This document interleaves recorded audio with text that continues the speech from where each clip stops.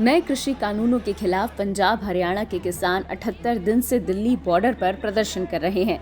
किसान आंदोलन के समर्थन में कांग्रेस के पूर्व अध्यक्ष राहुल गांधी शुक्रवार को 2 दिन के दौरे पर राजस्थान जाएंगे। वे यहां 5 जिलों में सभाएं और ट्रैक्टर रैली में शामिल होंगे। लोकसभा में राष्ट्रपति के अभिभाषण पर चर्चा के दौरान कांग्रेस सांसद राहुल गांधी ने किसानों के मुद्दे पर मोदी सरकार को घेरा। वहीं किसान आंदोलन में जान गंवाने वाले किसानों के लिए 2 मिनट मौन के बाद लोकसभा स्पीकर ने टिप्पणी की, जिसके बाद राहुल गांधी सदन से वॉकआउट कर गए। किसान आंदोलन की वजह से सरकार को टोल कलेक्शन में काफी नुकसान हो रहा है। केंद्र सरकार ने गुरुवार को संसद को बताया कि किसानों के विरोध प्रदर्शन की वजह से हर दिन करीब 1.8 करोड़ रुपए का नुकसान हो रहा है।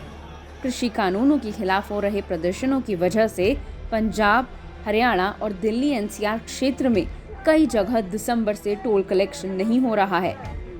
बता दें कि संयुक्त किसान मोर्चा ने अपने बयान में बताया कि 18 फरवरी को दोपहर 12 बजे से शाम 4 बजे तक पूरे देश में रेल रोको अभियान चलेगा। इसके अलावा किसान नेताओं ने घोषणा की है कि 12 फरवरी से राजस्थान के सभी टोल प्लाजा किसान फ्री कराएंगे। टोल संग्रह नहीं करने दिया जाएगा। 3 कृषि कानूनों को निरस्त किए जाने की मांग को लेकर इस महीने के शुरू में उन्होंने 3 घंटे के लिए चक्का जाम किया था। किसान नेताओं और सरकार के बीच अब तक 11 बार बैठकें हो चुकी हैं, लेकिन मुख्य मुद्दों पर सहमति नहीं बन पाई।